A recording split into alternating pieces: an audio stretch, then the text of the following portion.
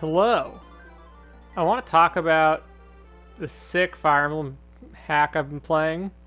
I'm playing it off screen. It's called Fire Emblem Requiem. It was made by Sacred Blaze and released in the year 2015. And I want to talk about this hack because it has a really poor reputation as being tedious and not super well designed. And I hadn't ever really played it, and I feel like it's largely forgotten about in the discourse of Fire Emblem ROM hacking, despite being a complete hack, full length, from an era where complete hacks were the exception and not the norm. And so I personally know very little about it. There's very little information of the hack on YouTube. I've found a single LP that I'll link in the description of an old version from when it first launched. But there's really like no info on it. It's kind of just like forgotten, which is really, really strange. And so I wanted to give the hack a look. And I did this on my own time and not as a recording. One, because I wanted to play something when I didn't feel like talking, to be honest. And then I also wasn't sure if I would like it because I know it's a full-length game and the reputation it has is not spectacular, but I was really curious to dive in and learn a little bit more about the hack. And it was actually Warpath who told me, he's like, Dan, I think you'll like this. And as many people know, I have a huge bias towards FE7 hacks. There's just something really charming about the FE7 engine that the FE8 engine just doesn't have. And I'm especially fascinated by how older hacks approached design and what the tastes were like for players back then, and kind of what the priorities were for developers. And Requiem's really interesting. So to give you some background, this hack dropped out of nowhere in 2015. You can go look at the thread. The guy just rolls up and posts a complete patch. And again, this was like something that didn't happen. Now it happens a lot more on FEU, where just the hack will show up complete one day, like DD Device did recently. But this hack just showed up. The guy did everything. Sacred Blaze made the entire hack on their own. As far as I can tell, never really had anyone playtest it. Did all the work themselves. Did all the mugs themselves. And then actually, after they released the hack, they made a call to spriters in the community at the time in 2015 and said, hey, does anyone want to help me improve the mug quality? And at the time, there are so few projects that were complete that a lot of very reputable and well-respected artists actually contributed to the project. And I'll scroll through some of these portraits, man. And these portraits are fantastic. Like, a lot of these portraits are really, really well made. I really like Drake's portrait. Look at that teal. Kieran is probably my favorite portrait in the hack. That mask is super cool. Really well-written character. Yeah, the hack also, Vincent, has a really cool design. This, like, warrior monk type. Like, the character designs are really, really solid. The writing overall is pretty solid. Where the game falls flat is the gameplay, unfortunately. And the gameplay doesn't really do too much to win the player over. The maps are generally really large.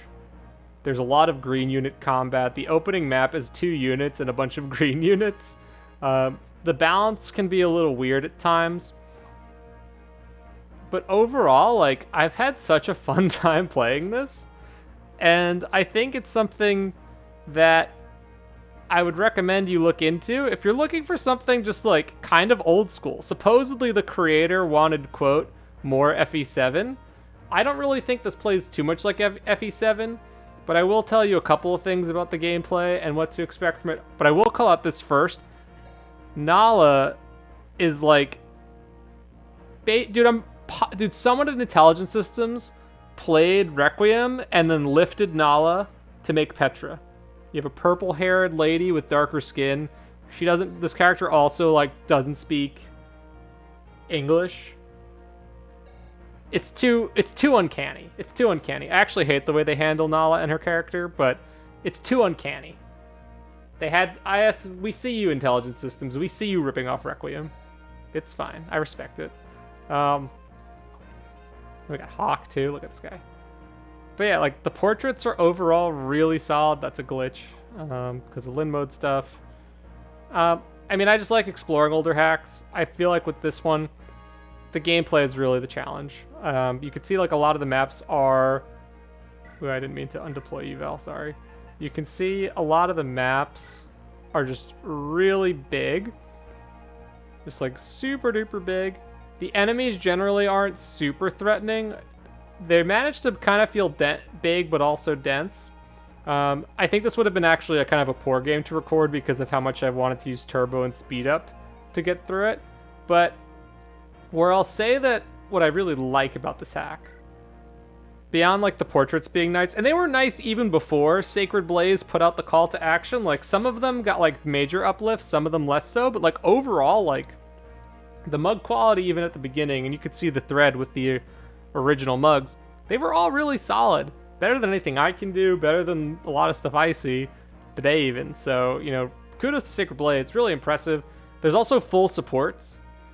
All the supports are written, and all the characters have like 4 to 7 supports, which is something you also like never really see. Even some of like the hacks that get like lauded as being dope don't have this many supports. So it's like the amount of effort that went into making this happen is insane.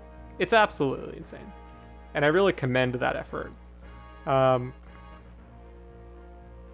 So I wanted to just make this quick video just to announce that I've been playing this hack and that I'm having a great time with it.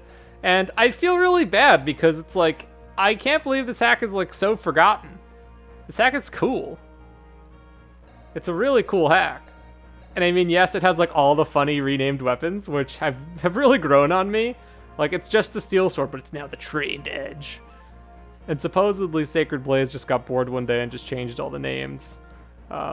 It's super funny. I really like it. Look at the Soul Suck. Judgment Sink. Void. It's so good. The stats aren't even different. It's so good. Your lord is a shaman boy named Ash, who's really sick. And he has his sister, who's the lord of like the Lin mode, named Val. Her res was glitched, that's why it's capped.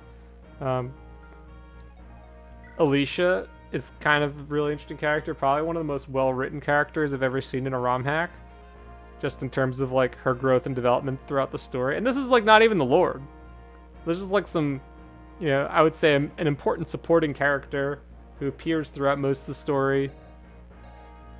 Very well written. What's really kept me going throughout most of this is that the gameplay isn't really that hard.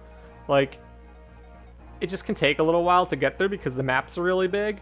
And it's a lot of enemy phase, so it can kind of be a little tiring to play for me.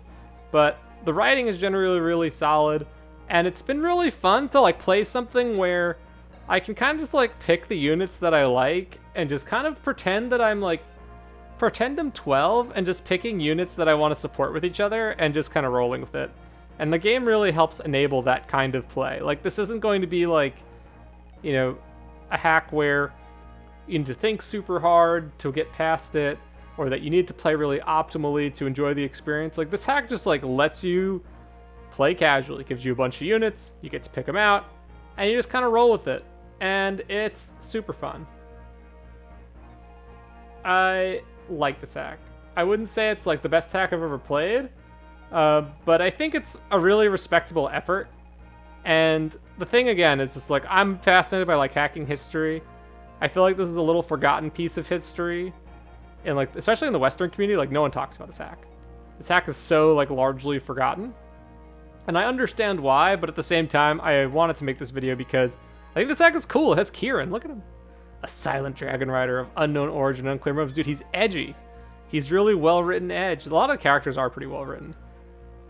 So yeah, my overarching thesis here in this short little video is Requiem is sick. Play for the characters. That's really about it. You play this hack for the characters. The eventing is really smooth. The art is nice to look at. I love FE7 aesthetic. I've had a much better time with this hack than I ever thought possible, just based on the reputation that it has as kind of being like not that much fun to play. And like, yeah, the gameplay is probably the weakest part, but it's like far from like unplayable. And that's the key thing. Like, it's one thing if the hack is too hard and it's like not fun. It's another thing if the hack's just like kind of easy and like the enemy placement lends itself towards like a lot of enemy phase and all that. But it's not bad. I'm having a good time with it, and I hope you would too. So I wanted to just give a shout out to Requiem because it's really cool, and I've been enjoying having something to play off screen again because it's been a while since I've played a Fire Emblem off screen. I'm like 5 chapters from the end. I'm interested to see kind of how things pan out, but yeah, I'm just fascinated by this hack because I feel like if this hack was released today, like Sacred Blaze would have gotten panned super hard for the gameplay, and no one would have helped him with the art. So it's interesting to see like in 2015, just like how different the world was, where it was like all of the very well-known artists in the community banded together to like help do touch-ups here. I thought that was a really cool little story, little piece of lore. And again, just like it's so impressive what Sacred Blaze was able to do entirely by themselves.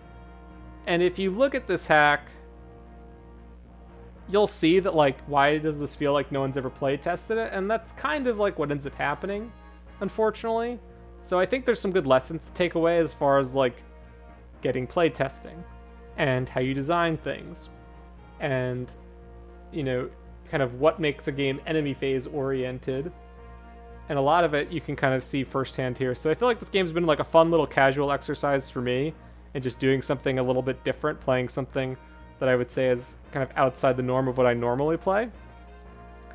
Something that like I didn't really know very much about coming in. And you can learn a little bit from it too as a designer, which I find fun. I wouldn't recommend like copy pasting what Requiem does for maps, but like see what it does and see how it makes you feel, and see like, okay, like do I like this, do I not like this, etc. There have been some good maps. There's a couple good escape maps in the hack that have been fun. It's kind of just like a fun casual romp, and I think like if you're someone who's like, you know what, I want an FE game where I can kind of just like kick back and kind of just like casually grind my units and just kind of chill, like this could be a good hack for you. The difficulty has not like spiked super hard yet. I might be changing my tune. I'm on chapter 19. I think there's like 25 chapters. We'll see how that goes. Right now I feel like I'm in a pretty good spot. Everyone just promoted, so most of my units are pretty beefy. But yeah, the game has like some pretty whack balancing decisions overall, but it's like generally in the player's favor, which makes it a lot more palatable than if it was in the enemy's favor. But we'll see how I feel as I play the rest of the hack. But that's all I want to say on Requiem. It's sick. Give it a chance. Fire Emblem 7 hack by the Sacred Blaze. I will see you later. I'm going to go play this off screen. Until then.